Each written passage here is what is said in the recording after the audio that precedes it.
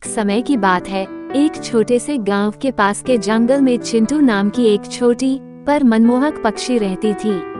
चिंटू अपनी सुरीली आवाज और रंग बिरंगे पंखों के लिए पूरे जंगल में प्रसिद्ध थी। हालांकि चिंटू कभी भी जंगल की सीमा से बाहर नहीं निकली थी।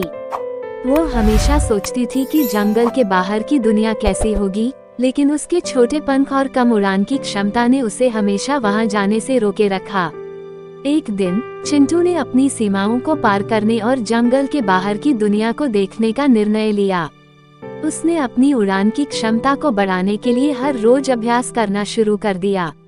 दिनों और हफ्तों के कठिन परिश्रम के बाद चिंटू ने खुद में एक बड़ा बदलाव महसूस किया।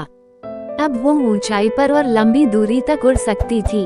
आखिरकार वह दिन आ गया जब चिंटू ने जंगल की सीमाओं को पार करने का फैसला किया। उसने गहरी सांस ली और अपनी जीवन की सबसे बड़ी उड़ान भरी। उसने नदियों, पहाड़ों और खेतों को पार किया और जीवन में पहली बार उसने मनुष्यों के बसे शहरों को देखा। चिंटू की आंखों में नई दुनिया की छवियां और मन में अद्भुत अनुभवों की यादें संजोई गईं।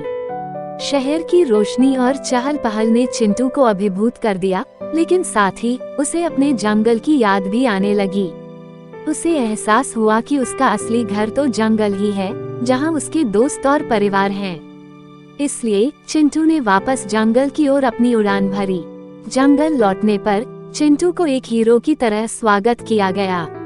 उसके अनुभवों ने न केवल उसे बल्कि पूरे जंगल के पक्षियों को भी प्रेरित किया। चिंटू ने सभी को सिखाया कि साहस और परिश्रम से हम अपनी सीमाओं को पार कर सकते हैं और अपने सपनों को सच कर सकते हैं। चिंटू की कहानी ने साबित कर दिया कि हर कोई, चाहे कितना भी छोटा क्यों ना हो, अपने दृढ़ संकल्प और परिश्रम से बड़ी उपलब्धियां हासिल कर सकता है। और इस प्रकार चिंटू ने अपने जंगल में नई प्रेरणा और उम्मीद की एक नई किरण जगाई।